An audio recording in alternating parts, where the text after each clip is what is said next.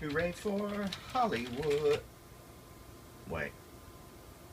Mongo only pawn in Game of Life. Oh, hello there. I am Stan the Movie Man, and this is your weekly movie review. This week I went to see In the Heart of the Sea, starring Chris Hemsworth, Benjamin Walker, Cillian Murphy, Ben Whishaw, also Tom Holland, Brendan Gleeson, and more. It is the story of novelist Herman Melville, played by Ben Whishaw, who based his book, Moby Dick, on a true story of a whaling vessel called the Essex. On board that ship was a guy named Owen Chase. He was the first in command, played by Chris Hemsworth, under Captain George Pollard, played by Benjamin Walker. Now, Chase was promised a vessel of his own. However, he is put second in command to Pollard because Pollard is part of a very powerful family that helped to establish whaling in Nantucket. Whaling provides whale oil, which is used to light lamps. It's an efficient energy source at the time, and many people make a lot of money from whaling during this time in the early to mid 1800s. Melville is talking with Tom Nickerson, played by Brendan Gleeson as a grown man, who was on board the Essex when it was attacked by a giant white whale. And the movie is the story of how the survivors of that attack dealt with the aftermath and what they had to do to survive.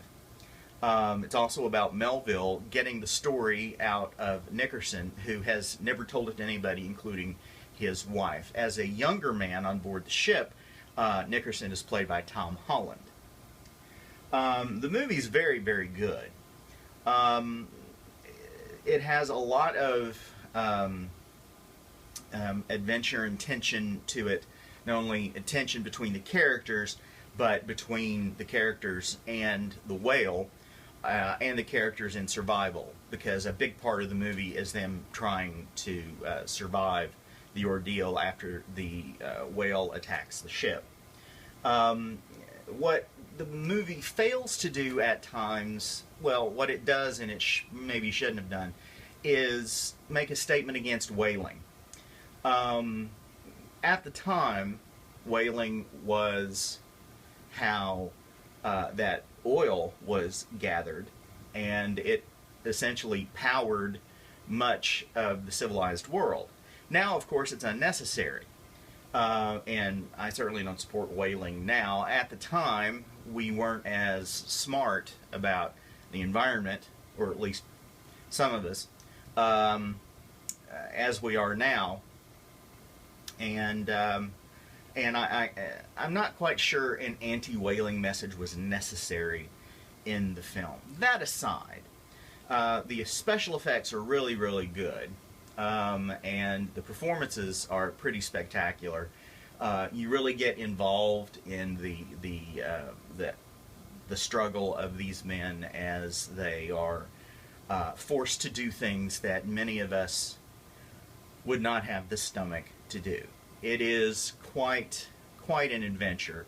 I enjoyed it a lot. Again, I think perhaps the anti-whaling message was unnecessary, but all in all, I think it's a very good film. I think it's well worth your time, and that's why I'm giving it 4 stars. Go to StanTheMovieMan.com to read my complete review. You can follow me on Twitter at MovieManStan, and you can also send emails to me, StanTheMovieMan@Comcast.net. Well, the wait is almost over. Next week, it's Star Wars: The Force Awakens. For some reason, other movies are coming out that weekend as well.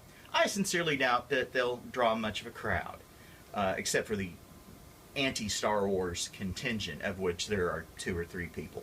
However, I will be seeing Star Wars, and I will be giving you my review of that as well next week. Till then, later.